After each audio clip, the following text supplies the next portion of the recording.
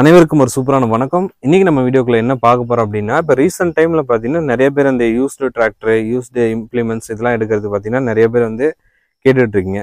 So அந்த வகையில் ஒரு ஜென்ரலாக ஒரு பழைய டிராக்டரோ புது டிராக்டரோ எடுக்கிறோம் அப்படின்னா எந்த மாதிரி ஃபார்மருக்கு எது மாதிரி இது எடுக்கலாம், அதே மாதிரி எந்த மாதிரி இம்ப்ளிமெண்ட்ஸ்லாம் யூஸ் பண்ணலாம் அப்படின்னு சொல்லிட்டு நம்ம ஒரு ஜென்ரலான ஒரு கேட்போம். இவர் பார்த்தீங்கன்னா கிட்டத்தட்ட ஒரு 20 வருஷமா அந்த ஃபீல்டு இருக்கு. 20 வருஷமா அந்த ஃபீல்ட்ல இருக்காங்க. இவரோட எக்ஸ்பீரியன்ஸ்ல இது அவரோட கண்ணோட்டத்துல எப்படி பாக்குறாரு, ஒரு பழைய வண்டி எடுக்கிறோம் அப்படின்னா அது என்ன மாதிரி எல்லாம் பார்க்கலாம் அப்படின்னு சொல்லிட்டு நம்ம டீட்டெயிலா கேட்கலாம். ஆனா வணக்கங்கண்ணா. வணக்கங்க.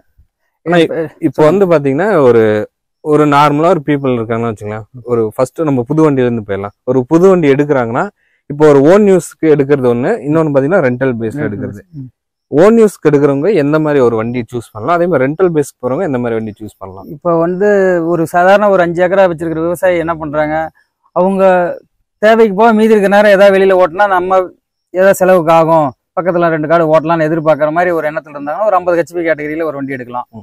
இல்ல நம்ம தோட்டத்தோட நிறுத்திக்கலாம் அப்படின்னா இதுலயே சின்னது இந்த 25 ஹெச்பி 22 ஹெச்பி வருது, அந்த மாதிரி மினி டிராக்டர் எடுத்துக்கலாம். அதே மாதிரி இப்போ புது வண்டி இந்த மாதிரி எடுத்துட்டாங்க இல்லையா, அதே மாதிரி இப்போ இந்த பழைய வண்டி எடுக்கிறதுல பார்த்தீங்கன்னா நிறைய பேர் ஒரு சிக்கல் இருக்கு. அதே மாதிரி தெரியாதவங்க ஏமாந்துடுறாங்க. இப்போ ரேட் அதிகமாக கொடுத்தோ இல்லை நல்லா இல்லாத வண்டி அதிக காசு போட்டு இந்த மாதிரிலாம் எடுத்து வந்துடுறாங்களே. ஒரு பழைய வண்டி நம்ம போய் எடுக்கிறோன்னா முக்கியமாக அந்த ஒரு மேஜராக இப்போ இன்ஜின் பார்க்கலாம், டயர் கண்டிஷன் பார்க்கலாம், கியர் பாக்ஸ் இந்த மாதிரி இருக்குல்ல. இது மாதிரி உங்களோட தாட்ஸ்ல ஒரு பழைய வண்டி எடுக்கிறாங்க அப்படின்னா எதெல்லாம் பார்க்கலாம்? ஃபர்ஸ்ட் பழைய வண்டி எடுக்கணும்னு நினைக்கிறவங்க வண்டி பத்தி கொஞ்சம் தெரிஞ்சிருக்கணும். முன் அனுபவம் இருந்ததுன்னா பழைய வண்டியை எடுத்து ஓட்டலாம்.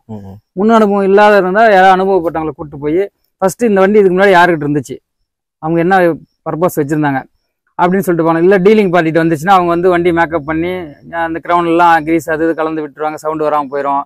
இன்ஜினில் தான் சின்ன சின்ன வேலை செஞ்சு அப்போதைக்கு ஓடுற மாதிரி செஞ்சு வச்சிருவாங்க. இதெல்லாம் நம்ம ஒரு மெக்கானிக்கல் வச்சு தெளிவாக பார்த்துட்டு எடுக்கணும். இல்லைன்னா நம்ம எடுத்ததுக்கப்புறம் மறுபடியும் 20,000 30,000 50,000 செலவு பண்ணுற மாதிரி ஒரு சூழலுக்கு வந்துடும்.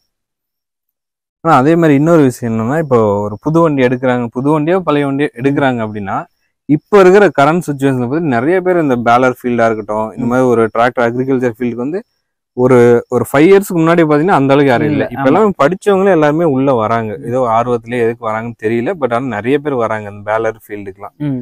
அப்படி இருக்கும்போது இப்ப வண்டி எடுக்கிறாங்க இல்லையா, இவங்க என்ன பண்றாங்கன்னா ஒரு 10,000 20,000 இப்ப எல்லா ஷோரூம்ல ஒரு மினிமம் 20,000 30,000 கட்டினாலே வண்டி கொடுத்துறாங்க.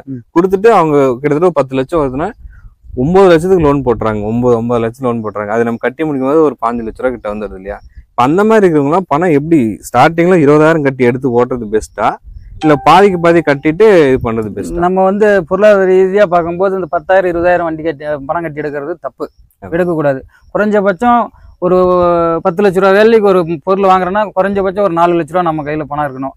நம்ம முதலீடா இருக்கணும். இருந்து மேல லோனை போட்டு நம்ம கட்டினா கட்டலாம். ஃபுல்லா முழுக்கவே லோனை போடும் போது ஒரு சில கட்டத்துல கட்ட முடியலன்னா நம்ம காசே இல்லை, நம்ம கம்மியா தானே போட்டுருக்காங்க, ஒரு மனசுல ஒரு எண்ணமும் வரும்.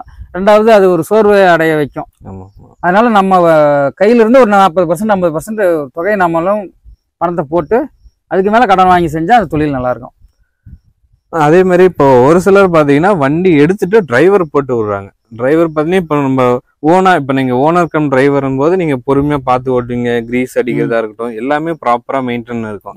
அதே நீங்க இப்போ ஒரு டிரைவர் போட்டு ஓட்டுறாங்கன்னா ஜென்ரலா ஒரு வண்டி இப்போ பேலர்லாம் டிரைவர் போட்டு நிறைய அவங்க என்ன பண்ணணும், நம்ம கட்டு அதிகமா ஓட்டணும், போட்டு அடியன்னு அடிக்கிறாங்களே. அந்த மாதிரி இருக்குங்க. இன்னைக்கு 300 கட்டு ஓட்ட இடத்துல நம்ம 400 கட்டு ஓட்டிட்டான், இன்னைக்கு ஒரு 2,000 ரூபா சேர்த்து லாபம் வந்துச்சுன்னு வச்சா அந்த மாதிரி 4 நாளைக்கு ஓட்டும் போது ஒரு 10,000 ரூபா லாபம் தெரியும். ஆனா மறுபடியும் பின்னாடி செலவு பண்ணும்போது 10,000 சேர்த்து செலவு பண்ற மாதிரி ஆயிரும். இன்னைக்கு ஆர்வமா இருக்கும், புது வண்டியில தெரியாது. அதனால நம்மளும் அதுக்குன்னு ஒரு என்னவோ அதுக்கு தகுந்த மாதிரி ஒரு பொறுமையை கடைபிடிச்சமா தான் அந்த முதல் நீடிச்சு இருக்கும். ஆனா இப்போ ஒரு புதுசா ஒரு ஃபீல்டுக்கு வராங்க இல்லையா, இப்போ ஒரு ஓனர் ஒரு நம்பி ஒருத்தர்கிட்ட வண்டி கொடுத்துறாங்க.